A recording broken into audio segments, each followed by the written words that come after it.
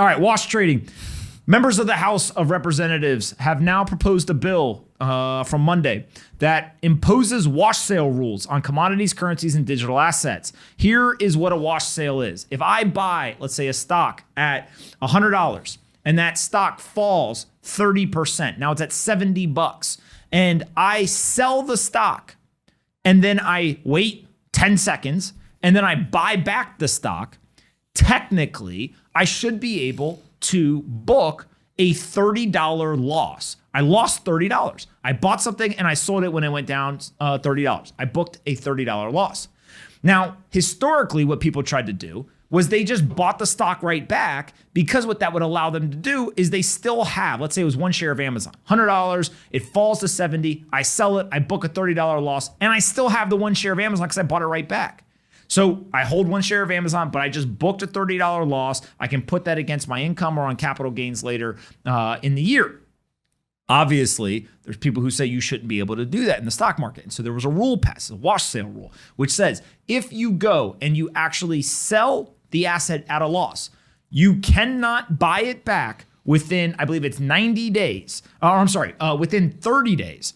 And if you buy it back within the 30-day period, then you cannot book the loss. So if I bought it at $100, one share of Amazon falls to 70, and I sell it, I can book the $30 loss. But if I buy back Amazon with that money before the end of 30 days, then I cannot take the loss. So what historically people now are doing in the stock market is they are saying, okay, you know what I'm going to do? I'm going to buy Amazon. And when Amazon falls 30%, I'm going to sell it at $70. I'm going to take my $30 loss, because during the 30 days, I'm not just going to sit in cash. You know what I'm going to do?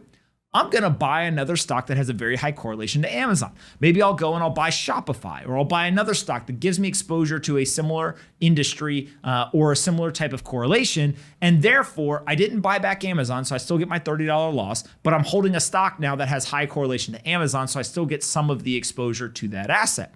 So there are obviously strategies that people are employing in order to have a tax-advantaged account.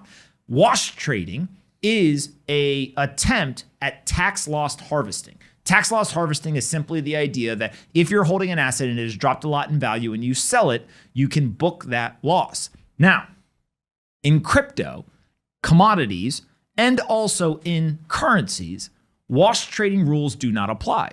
So what a lot of people have been doing in the commodities market and currencies, and also in Bitcoin or other cryptocurrencies, is the following. I buy the asset at $100, it drops to 70. I sell it, I book my $30 loss, and I buy it right back seconds later.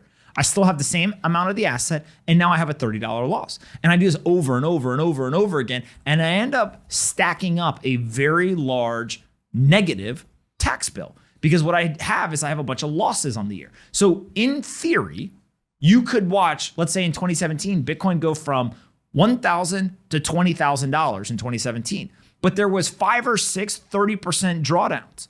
If you had a sophisticated way of executing this strategy, you could have actually still held your one Bitcoin that you bought for $1,000 when it was at $20,000, and you could sell it at $20,000 and pay no taxes, because along the way you would have picked up $20,000 of tax loss harvesting. So you would have taken the $20,000 worth of losses and it would have put it against the $20,000 of gains, and therefore it would be nullified and you would have made $20,000 and not had a tax bill. The House members don't like that idea. So they've proposed a bill that would impose these wash sale rules on commodities, currencies, and digital assets. And so the idea is that if we have this quote here from Ivory Johnson, the founder of Delancey Wealth Management. He says, the similarities start and end with the coins being exchanged on a blockchain. Using that logic, stocks traded on an exchange, New York Stock Exchange or otherwise, are not considered one and the same either. Stated plainly, Bitcoin is to Ether what gold is to Visa. They're not substantially similar and should not, in my opinion, trigger the wash sale rule. So there is a conversation happening right now about, could the wash sale rules apply if somebody had Bitcoin at $100, it dropped to 70, I sell it, and then I take the $70 and I go and I buy Ether? Should that not be allowed for me to book the loss because I actually bought back the same asset? I don't know, right? My guess is, obviously I'm biased, but no. It's like saying, as he's saying here, If you sell Amazon and then you buy back, whatever, Walmart, they're two different stocks. So the wash sale rules don't apply in that situation. Why would they apply here on the cryptocurrency side? If you buy the same asset, do you believe it's like if Bitcoin was at $100, it went to $70, you booked that $30 loss, and you rebought Bitcoin at the $70 when you sold it, you don't think that should trigger the wash sale rule?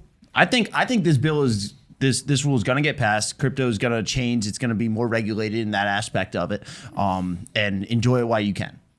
I don't know if the law is going to get passed or not, but I think if it does not get passed, my guess is that because the commodities and currency players have a lot of lobbying power, and I was going to say it's not just crypto. Yeah. The crypto industry, if it was just crypto, I think it would have a higher % chance of passing because of the narrative in Washington, because of the lack of kind of lobbying power. But the commodity and currency people are gonna be like, hey, listen, hold on. So, whoa. You're not gonna ruin this good thing we got going. Right? Is my guess. What do you think, Joe?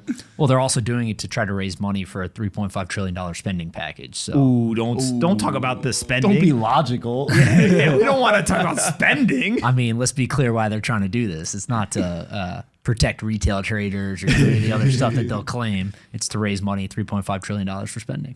And so when you think of this, should they treat physical currencies different than cryptocurrencies? Like if they pass it for physical currency, should apply to digital currencies and vice versa? If they pass it for digital currencies, should apply to physical? Just the wash sale in general? Just wash sale. Yeah, I mean, I don't think it's necessarily, it's pretty clear, right? Like there's some nuance to it, but when it comes to currencies or stocks or bonds or whatever it is, the wash sale rule is pretty cut and dry, right? Like it's to avoid people capitalizing and buying the same asset back to help with their tax rates, right? And I think within the crypto space, people have done it historically because it's been allowed. And if you were to take that away, they would find whether it's unique ways to get around it or whatnot. But this has been a thing that's been happening in stocks and other markets for a long time. So I don't necessarily know if you can just say, hey, look, it's happening in other currencies, so we should do it in crypto. I think you have to look at each market specifically and how the dynamics impact it. But if it gets passed for other currencies and commodities, it'll get passed for crypto also, for sure. One last thing I want to say about this is we have this chart that basically shows how wash sales work. And anytime you got to pull this up to figure out taxes, it's like basically just as complex as the tax code itself. And so what this essentially shows here is you buy 100 shares of this stock, it costs $2,000. You then sell the 100 shares, it costs $1,200, so you have an $800 loss. If you buy the 100 shares right back at a cost of $1,300, you then get the sale, but the sale is you can't book the loss, right? Because you basically bought back in 30 days. But if you sold it on, by the way, 4/1, isn't that April Fool's? If you sold it on April Fool's and then you buy back July 1st, big brain. Attention to detail. If you buy back on July 1st, then it would not fall under the wash sale and you would be fine to book your loss. So pretty incredible to see how much. But your cost basis wouldn't change just on your taxes, right? Exactly. Hey, all I'm saying is this rule does not currently exist in crypto, so you should take advantage of it if you have the opportunity. What's up, guys? Bang, bang. Thanks so much for watching The Best Business Show today.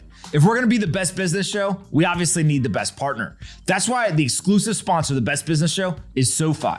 They're an all-in-one platform that allows you to invest in all kinds of different assets, including stocks, ETFs, crypto, IPOs, and they even have an automated investing function, if that's your thing. So before we start getting after it again, make sure that you go download SoFi, you get an invest account, and when you make your first crypto trade, regardless of what you buy, they'll give you $10 in Bitcoin for free. It's that simple. Head on over to SoFi.com/pomp to get started today. Thanks so much for watching, and I hope that you come back and watch more of The Best Business Show tomorrow.